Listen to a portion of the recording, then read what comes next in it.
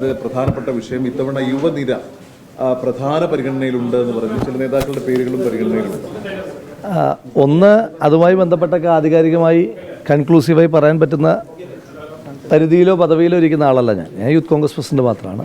പക്ഷേ എൻ്റെ പരിമിതമായ അറിവിൽ അത്തരത്തിൽ എന്തെങ്കിലും ഒരു ചർച്ച പാർട്ടിക്കകത്ത് നടക്കുന്നതായിട്ട് ശ്രദ്ധയിൽപ്പെട്ടിട്ടില്ല.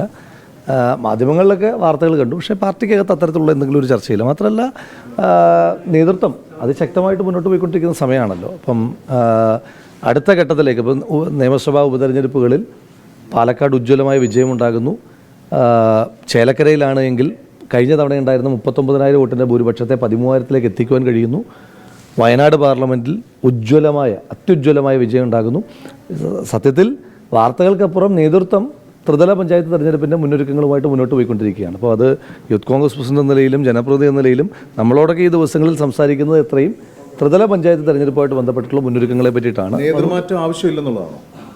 അങ്ങനെ നേതൃമാറ്റം അങ്ങനെ ഒന്നും നേതൃത്വത്തിന് എന്തെങ്കിലും ഒരു പ്രയാസമുള്ളൊരു സമയമല്ല. നേതൃത്വം വളരെ ശക്തമായി തന്നെ സംഘടനാപരമായ കാര്യങ്ങളിൽ ഇടപെട്ട് മുന്നോട്ട് പോകുന്നൊരു സമയമാണ്. അപ്പോൾ അത്തരത്തിലുള്ളൊരു ചർച്ചയ്ക്ക് തന്നെ പ്രസക്തിയില്ല. മാത്രമല്ല അങ്ങനെ നേതൃത്വം മാറ്റം ഉണ്ടാകുന്നത് ആവശ്യപ്പെടലുകളിലൂടെ അല്ലല്ലോ. അപ്പോൾ ഇതിനൊരു രീതിയുണ്ട്. അപ്പോൾ AICC ആണ് അത്തരം കാര്യങ്ങളെ പറ്റിയിട്ടൊക്കെ തീരുമാനിക്കേണ്ടുന്ന സമിതി. ആ സമിതി അത്തരത്തിൽ ഏതെങ്കിലും ഒരു ആലോചന നടത്തുന്നതായിട്ട് എൻ്റെ ശ്രദ്ധയിൽപ്പെട്ടിട്ടില്ല. 3 ആഴ്ചക്കകം അതിനൊരു തീരുമാനം ഉണ്ടാകുമെന്നാണ് പറഞ്ഞത്. അപ്പോൾ അതിന് യുവാക്കൾക്ക് കൂടുതൽ പ്രാതിനിധ്യം 3 ആഴ്ചക്കകം തീരുമാനമുണ്ടാകുമെന്ന് KPCC അധ്യക്ഷൻ പറഞ്ഞത് KPCC ഭാരവാഹികളുമായി ബന്ധപ്പെട്ട കാര്യത്തിലാണ്. അതുമായി ബന്ധപ്പെട്ടും എനിക്കതിൻ്റെ വിശദാംശങ്ങൾ അറിയില്ല. അത് KPCC പ്രസിഡന്റിൻ്റെ സ്റ്റേറ്റ്മെൻറ്റ് മാത്രമേ എനിക്കറിയുകയുള്ളൂ. അപ്പം സ്വാഭാവികമായിട്ട് അങ്ങനെ യുവാക്കൾ അക്കോമഡേറ്റഡ് ആകാതെ ഒരു ഫ്രസ്ട്രേറ്റഡായി നിൽക്കുന്ന സംവിധാനം അല്ല കോൺഗ്രസ്. അപ്പം നിങ്ങൾ നോക്കൂ, തൊട്ടുമുമ്പത്തെ നിയമസഭാ തെരഞ്ഞെടുപ്പ് നോക്കൂ. തൊട്ടുമുമ്പ് നമ്മുടെ മുന്നിലുള്ള ഉദാഹരണം, തൊട്ടുമുമ്പ് നടന്ന നിയമസഭാ ഉപതെരഞ്ഞെടുപ്പിൽ 2 സീറ്റ് ഉണ്ടായിരുന്നപ്പോൾ 2-ലും മത്സരിച്ചത് യുവാക്കളാണ്. ഒന്ന് യൂത്ത് കോൺഗ്രസിൻ്റെ അഖിലേന്ത്യാ ജനറൽ സെക്രട്ടറിയായ കുമാരി രമ്യ ഹരിദാസും യൂത്ത് കോൺഗ്രസിൻ്റെ സംസ്ഥാന അധ്യക്ഷ നിലയിൽ ഞാനും. അതിനു മുമ്പുള്ള നിയമസഭാ തെരഞ്ഞെടുപ്പുകൾ എടുത്ത് നോക്കൂ, യൂത്ത് കോൺഗ്രസിൻ്റെ ജില്ലാ പ്രസിഡന്റ് അടക്കമുള്ള ആളുകൾ മത്സരിക്കുന്ന സാഹചര്യം ഉണ്ടാകുന്നു. കോൺഗ്രസ് നേതൃത്വം എടുത്തു നോക്കൂ, ചെറുപ്പക്കാരായിട്ടുള്ള ആളുകളാണ് കോൺഗ്രസിൻ്റെ നേതൃത്വത്തിൽ ഇരിക്കുന്നത്. പിന്നെ മാത്രമല്ല, അങ്ങനെ ഞങ്ങളിപ്പോൾ ചെറുപ്പക്കാരെന്ന് പറയുന്ന ആളുകൾ ഇതിൽ നിന്നും മാറി നിൽക്കുകയല്ലല്ലോ.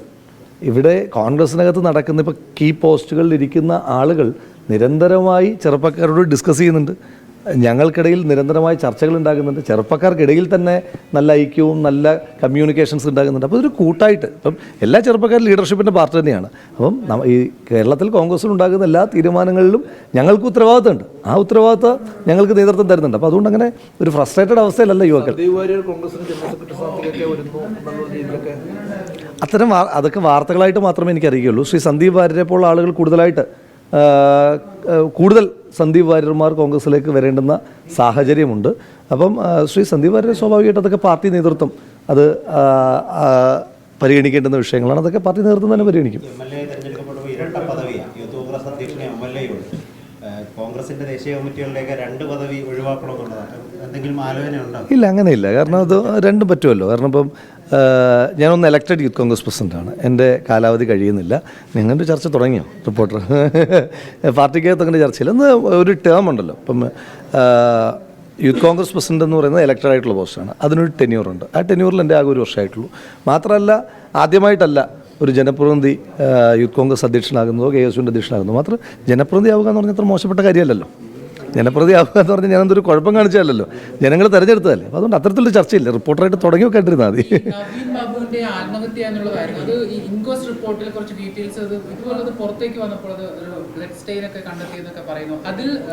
ഇതിൻ്റെ തുടക്കം തൊട്ട് ഞാൻ നിൽക്കുന്ന പോയിന്റ് നവീൻ ബാബുവിൻ്റെ അത് ആത്മഹത്യയല്ല.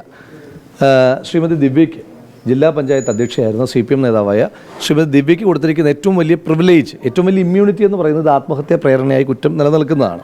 ഇത് കൊലപാതകമാണ്. ഞാൻ നിരവധി തവണ പറഞ്ഞ കാര്യമാണ്. ഒറ്റ കാര്യം മാത്രം ആലോചിച്ചാൽ മതി. നവീൻ ബാബുവിനെ പോലെ കുടുംബത്തോട് അത്രയും അറ്റാച്ച്ഡ് ആയിട്ടുള്ളൊരു മനുഷ്യൻ അദ്ദേഹം ആത്മഹത്യ ചെയ്യാൻ തീരുമാനിക്കുകയാണെങ്കിൽ പിറ്റേ ദിവസം രാവിലെ റെയിൽവേ സ്റ്റേഷനിൽ കൊണ്ടുവന്ന് ആ കുടുംബത്തെ കാത്തിരിപ്പിക്കില്ല. ഏറ്റവും മിനിമം, ബെയർ മിനിമം. അതിപ്പം രാജ്യത്തെ ഏതെങ്കിലും അന്വേഷണ ഏജൻസിക്ക് മുന്നിൽ വയ്ക്കാൻ പറ്റുന്ന വാദമാണോ എന്ന് ചോദിച്ചാൽ അല്ല. പക്ഷേ മനുഷ്യന്മാർക്ക് എല്ലാവർക്കും മനസ്സിലാവും, മനസാക്ഷിയുള്ള മനുഷ്യന്മാർക്ക് മനസ്സിലാവും. കാരണം അദ്ദേഹം നാളെ രാവിലെ ഞാൻ റെയിൽവേ സ്റ്റേഷനിലെത്തും എന്ന് പറഞ്ഞ് കുടുംബവും അദ്ദേഹത്തിൻ്റെ കുട്ടികളും എല്ലാം അവിടെ വന്ന് കാത്തിരിക്കുമ്പോൾ ട്രെയിനിൽ നിന്ന് ഇറങ്ങുന്ന ഓരോ മനുഷ്യനും പോകുമ്പോൾ തൻ്റെ പിതാവാണോ എന്ന് കുഞ്ഞുങ്ങൾ നോക്കിയിരിക്കുന്ന സമയത്ത് മൃതശരീരമായി എത്തുക എന്ന് പറയുന്നൊരു ക്രൂരത അദ്ദേഹം എന്തായാലും ആ കുടുംബത്തോട് കാണിക്കില്ല. അത് കൃത്യമായി കൊലപാതകമാണ്. ആ കൊലപാതകത്തെ അങ്ങനെ തന്നെ കണ്ട് ആ അന്വേഷണമാണ് ആവശ്യം. ഞാൻ ചോദിച്ചോട്ടെ, എന്തുകൊണ്ടാണ് CBI അന്വേഷണത്തെ എതിർക്കുന്നത്? ശ്രീ എം വി ഗോവിന്ദൻ പറഞ്ഞത് നവീൻ ബാബുവിൻ്റെ കുടുംബത്തോടൊപ്പമാണെന്നാണ്. ഇപ്പം ശ്രീ എം വി ഗോവിന്ദൻ അദ്ദേഹത്തെ കുടുംബത്തോടൊപ്പമായി. ശ്രീ എം വി ഗോവിന്ദൻ്റെ കുടുംബത്തിൽ നിന്ന് തന്നെ പറഞ്ഞത് ദിവ്യക്കൊപ്പമാണെന്ന്. അതുകൊണ്ട് ശ്രീ എം വി ഗോവിന്ദൻ്റെ കുടുംബത്തോടൊപ്പം ആയപ്പോൾ നവീൻ ബാബുവിൻ്റെ കുടുംബത്തിൻ്റെ കാര്യം ആരാ നോക്കുക? CBI എൻക്വയറി എന്ന് പറയുന്ന ഒരു ബെയർ മിനിമം ഡിമാൻഡ് അവർ വെക്കുമ്പോൾ അതിനെ എന്തിനാണ് എതിർക്കുന്നത്? സർക്കാരിനെ ഒളിക്കാനും മറയ്ക്കാനും ഒന്നുമില്ല.